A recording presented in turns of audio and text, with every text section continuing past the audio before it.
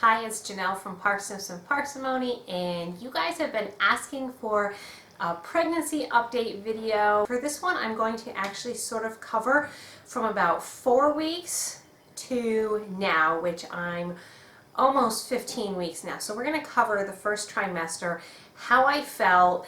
Probably most of you saw our announcement video and how we told the kids. If you haven't seen that, I will put that in the description below so you can go and see how we surprised our 6 other kids with this pregnancy announcement. We were just really looking forward to having another baby. As crazy as that sounds, I know adding number 7 to our family is probably absolutely ridiculous, but I was really excited, and so was Art. We were really excited about having another baby in the family. I mean, we both couldn't be any happier about this. As for morning sickness, the morning sickness was far less this time around than the last couple pregnancies. Now I know it's made me wonder if maybe this one is a boy instead of a girl, but only time will tell. If you've been around for my other pregnancies, you know that we do not find out the gender at our 20-week ultrasound.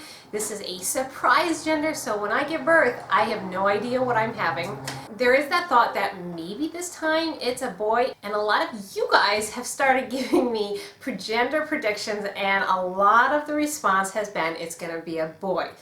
We will see. I do not know. Beyond not having as much nausea as the other ones, I've had more energy. Now, I don't know if I can attribute that to the way my diet has changed, because I had changed my diet a little bit when I was pregnant with Grace, but after I had Grace, I was doing more supplementing with vitamins and minerals that my midwife had suggested to me. So one of the things out there they say is magnesium tends to help morning sickness. I mean, there's at least some studies out there. You know, again, there's so much positive and negative about all this stuff. I can't tell you what works and what doesn't work, but I was using magnesium for some restless legs symptoms that I was having, and some people swear that magnesium is the cure for morning sickness. I don't know, but I had been taking that all postpartum, so I don't know if that had anything to play with it. But my morning sickness has not been as bad, and my energy level has been better. Now, if you ask Art, he will tell you, your energy level is horrible. Well, it's bad when he comes home at work, like after 4 o'clock, I'm shot. But then again, I've been run through the ringer with 6 other kids between teaching and laundry and homeschooling and cleaning and gardening and everything else that I have to do in the course of a day. I would think it would be normal for me to be a little tired by 4 o'clock, and with some of my other pregnancies, I know by 10 in the morning, you know, I get up at 7:30, 8 o'clock. By 10 in the morning, I was flat on the couch, and I was like, I'm done. I have no energy. I can't do anything. So this one has been much better with the energy.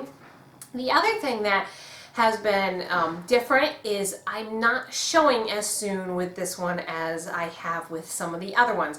A lot of times right around 10 weeks I cannot squeeze into my normal clothes, and this one I'm almost 15 weeks, so just maybe 3 days ago I finally dug out some maternity pants, and I can tell you it's not because I can't fit into my other ones. These just are a little bit more comfortable, and they actually make me look pregnant instead of fat, and I got tired of looking just fat in my regular clothes. So I guess I'd really rather look pregnant than fat. I do think in the last week or so that I have really popped. Now this morning when I woke up, I always like to kind of see if I can feel the fundal height in the top of the uterus, and it was right at my belly button this morning, which is usually the 20-week mark, but that's not normal. That's the first time I've actually felt it up that high. All the other days it's been really actually pretty difficult to find. Now when I went to my midwife at my 13-week appointment, she said it was right to size, right where she would have expected it, and her prediction is only 1 baby, not twins, but she didn't want to be held to that exactly because, you know, hey, there could be a second one hiding in there. As for weight gain, I've only put on about 3 pounds. It really depends on what I ate the day before, but I'm going to say it's right between that 2 and 3 pound mark, which is I'm happy with. I was about 4 pounds heavier starting out with this pregnancy than I was with Grace, so that puts me right around the 6 to 7 mark pound, you know, the 6 to 7 mark. if you were to compare when I got pregnant with Grace, again, every pregnancy is different.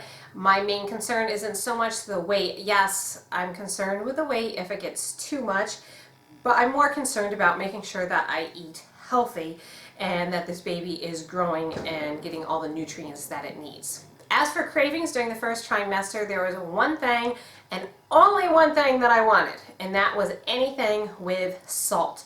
So potato chips, pretzels, oyster crackers, anything that could have a good amount of salt in it, I wanted it. And I attributed that to the fact that I actually had really low blood pressure this time around. Now my blood pressure usually runs right around that 100 over 50, 60 mark. That's my normal baseline. But with pregnancy and the increased blood volume, your pressure tends to tank.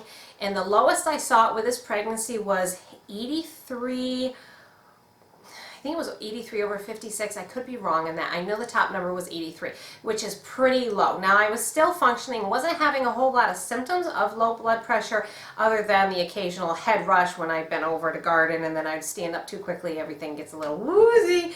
But other than that, I wasn't having any symptoms, so I really wasn't concerned about it, but I was monitoring my blood pressure to make sure that it was staying, you know, it wasn't going any lower. So I mentioned it to my midwife and she said that would totally coincide with the reason why I was craving so much salt, is that was my way, my body's way of trying to compensate for the increased blood volume, which was making my blood pressure so low. By having the salt, it's trying to retain water that I'm drinking and increase my blood pressure.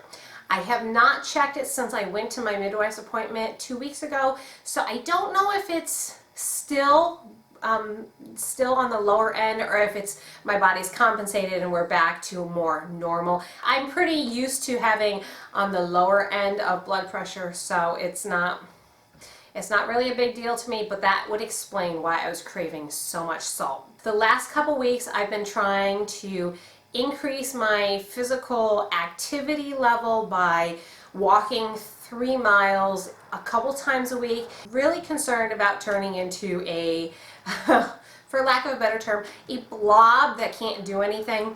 Now the last couple pregnancies when they've been winter babies where you really can't get out and do that much, and so you inevitably turn into that blob.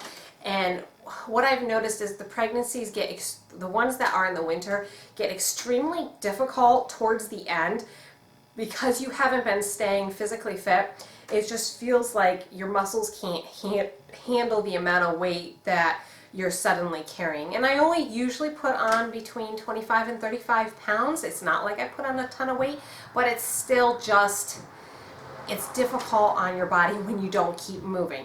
So knowing that my belly was going to be expanding fairly quickly, I wanted to take advantage of getting acclimated to walking 3 miles again.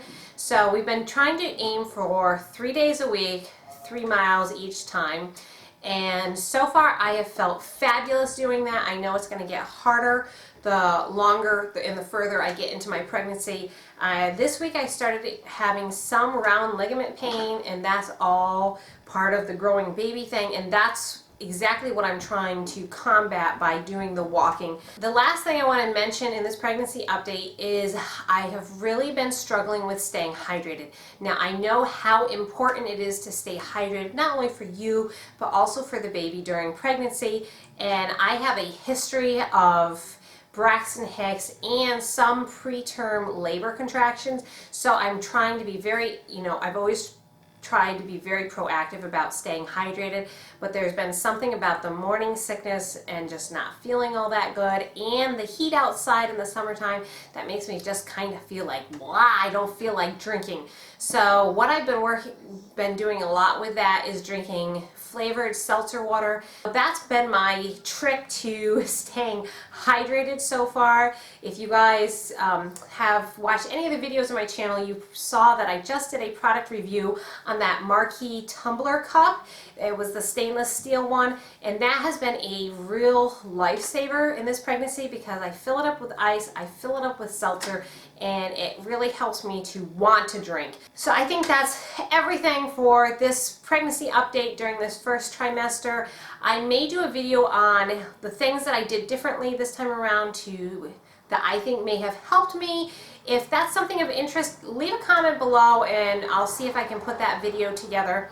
I'm hoping to do weekly updates, but you know what? Life gets crazy around here, and I've had intentions to be doing this pregnancy video update for a week and a half now. So it wasn't until when you guys left a comment and said, hey, where's your videos? I said, okay, tonight's the night. I'm going to film an update for you guys so you guys can know what's going on. And that's pretty much all. It hasn't been all that much. If you guys are new to our channel, you can watch our daily vlog where you can actually see what's going on in everyday life and how I'm actually feeling other than just me blabbing along. So I hope you've enjoyed this video. Make sure you subscribe to our channel where we're planning on filming and having another home birth if everything works out right. And we will see you for our next update. Hopefully it's a 15 or 16 week update, but hey, you know what? Life happens. So I'll see you for our next update. Bye.